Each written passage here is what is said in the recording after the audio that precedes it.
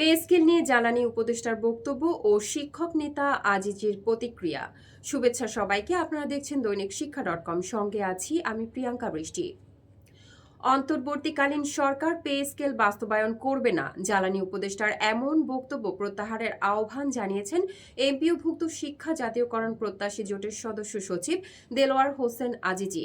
তিনি বলেন, আজকের জ্বালানি উপদেষ্টার বক্তব্য প্রত্যাহার না করলে এমপিওভুক্ত শিক্ষকদের পক্ষ থেকে কঠোর আন্দোলন গড়ে তোলা হবে। অবিলম্বে এই বক্তব্য প্রত্যাহারের আহ্বান জানাচ্ছি।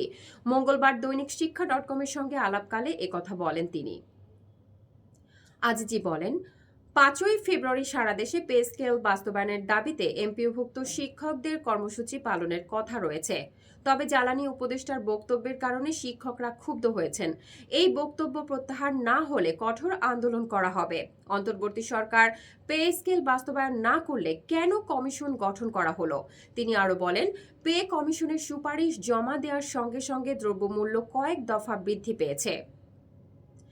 এর আগে গত সোমবার সকালে জাতীয় প্রেস ক্লাবে আয়োজিত সংবাদ সম্মেলনে এমপিওভুক্ত শিক্ষা জাতীয়করণ প্রত্যাশী জোটের সদস্য সচিব অধ্যক্ষ দেলোয়ার হোসেন আজিজি 4 ফেব্রুয়ারির মধ্যে প্রজ্ঞাপন জারি না হলে 5ই ফেব্রুয়ারি সারা দেশে এমপিওভুক্ত শিক্ষকদের মানববন্ধন কর্মসূচি পালিত হবে এবং প্রধান উপদেষ্টা বরাবর স্মারকলিপি দেয়া হবে।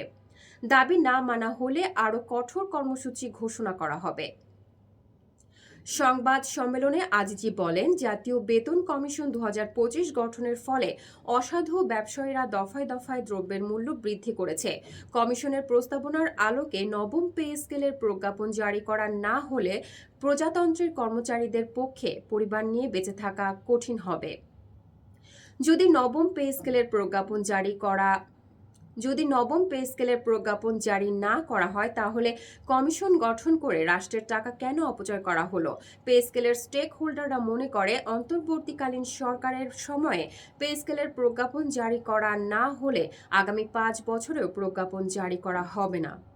দৈনিক শিক্ষা.com-এর ইউটিউব চ্যানেলটি সাবস্ক্রাইব করতে ভুলবেন না। ধন্যবাদ।